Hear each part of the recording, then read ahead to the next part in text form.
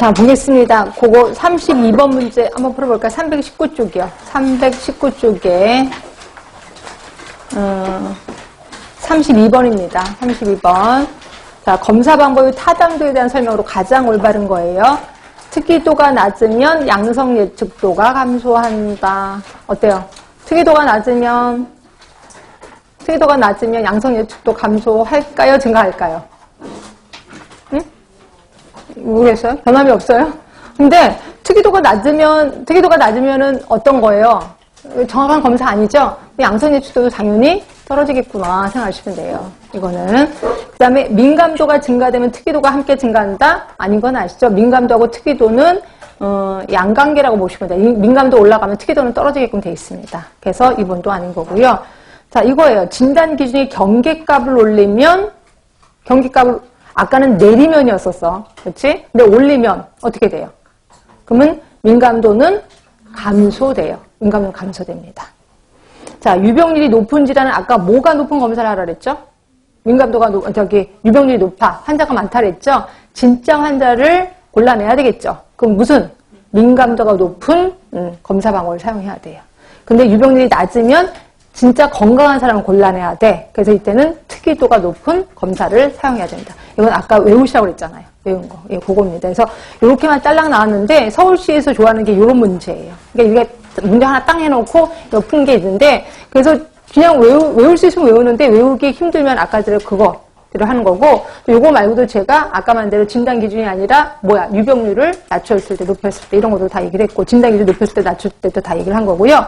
그 다음에 제가 이제 걱정되는 아까 말한 의 음성률, 의 양성률 요것만 좀 안 나왔으면 제일 좋겠다라는 거죠. 그래서 그게 나오면 마구 헷갈릴 겁니다. 그래서 기출문제도 보시면 의 양성률, 의 음성률 구하라는 건 거의 없어요. 민감도 특이도밖에 없어서. 그래서 그 정도로 되지 않을까라고도 생각이 듭니다. 자, 이렇게 있고. 그 다음에 우리 계속해서 넘어갈게요.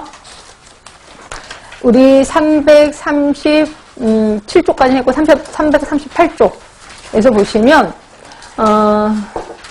그래서 이제 기획 과정을 한번 쭉 훑어봤고요. 기획 과정에서 평가 이런 것들도 있는데 여기서 이제 구분하실 건 그거예요. 예전에도 우리 평가 방법을 했지만 산출 평가하고 결과 평가 이거 좀 구분하자라고 표현했고요. 여기서도 그 말이 나옵니다.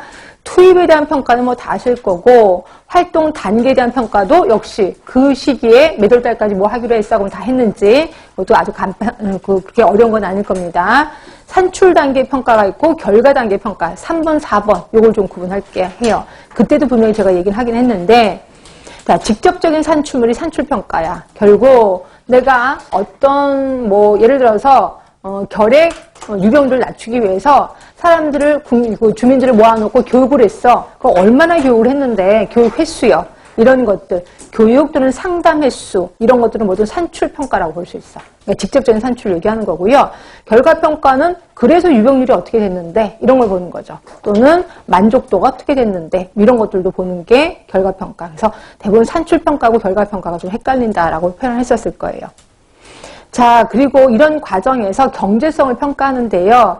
이것도 그렇게 나오지는 않았는데 나올 법해서 비용 효과 분석, 비용 편익 분석, 비용 효용 분석이 있습니다.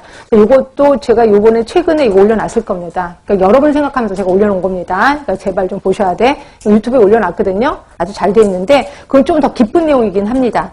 자, 일단 설명을 드릴게요. 처음에 보건소에서 이제 사업을 할 때 이런 여러 이제 관련된 사람들이 모여서 이제 사업 얘기를 할 거 아니에요. 그래서 처음에 어떤 사람이 우리는 이제 노인분이 많으니까 노인보건 사업을 하자 얘기를 하고 어떤 분은 우리 구에 고혈압 환자가 많으니까 고혈압에 대해서 하자. 또는 모성에 대해서 하자. 그래서 모성에 대한 사업을 하자라고 여러 대안을 설정을 할 거예요. 그래서 여러 대안을 설정한다는 건 결국 뭐냐면 목표가 여러 개라는 거야. 그렇죠? 이렇게 목표가 여러 개 있을 때 가장 좋은 것을 뽑아낼 때 사용하는 게 뭐냐면 비용 편익 분석이에요. 비용 편익 분석. 자, 비용 편익 분석은 처음에 투입을 비용으로 환산을 합니다. 그리고 아웃풋을 편익으로 판단해. 편익. 그러니까 이것도 역시 돈으로 하는 겁니다. 결국 돈을 얼마나 투자해서 얼마나 돈을 걷어들일 건데 이런 걸 우리 비용 편익 분석이라고 하는 거고요. 비용 편익 분석은 말 그대로 경제성을 따지는 거예요. 경제적, 이게 경제적이냐 아니냐 이걸 따지는 거죠.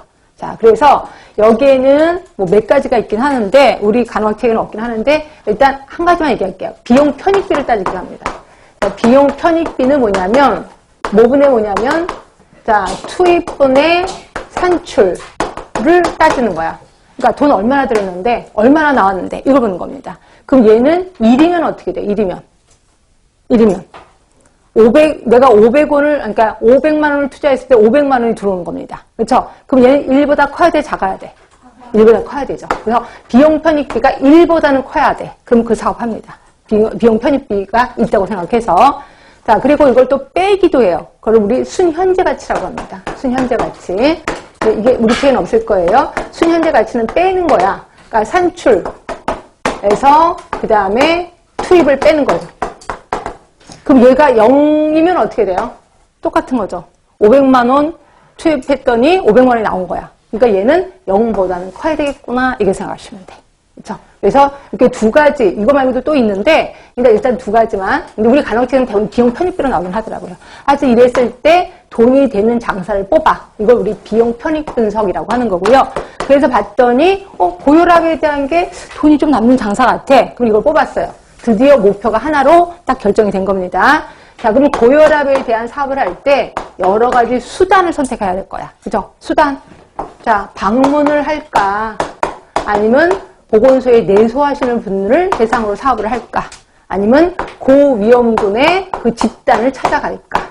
이렇게 여러 가지 수단이 있을 거예요. 이 수단 중에 어떤 게 효과가 좋지? 라고 하는 게, 요때 하는 게 비용 효과 분석이에요. 비용 효과 분석. 그리고 우리 책에는 없지만 최소 비용 분석을 하기도 합니다. 최소 비용 분석을 하기도 해요. 둘 중에 하나를 하는 거죠. 자, 비용 효과 분석은 뭐냐면 비용이 다 똑같아. 이게 세 개가 다 비용이 똑같대. 근데 효과가 다른 게 있대. 그럼 효과가 좋은 걸 할까요? 작은 걸 할까요? 효과 좋은 걸 하겠죠. 그래서 비용이 다 똑같다면 효과가 제일 좋은 사업을 선택하는 거야. 이게 비용 효과 분석. 자, 그런데 최소 비용 분석은 효과가 다 똑같대. 효과가 다 똑같아. 그러면 뭐를 선택할까요? 돈이 제일 조금 드는 걸 선택해야 되겠죠. 이게 최소 비용 분석이야. 그러니까 둘 중에 하나를 선택하는 거죠. 그래서 효과가 다 똑같다면 최소 비용 분석, 또는 돈이 다 똑같다면 비용 효과 분석을 하는 거죠. 그래서 하나의 수단을 선택하는 거다. 이렇게 보시면 돼. 이렇게 하는 거고. 그래서 자, 거기 잠깐 책을 보시면 339쪽입니다.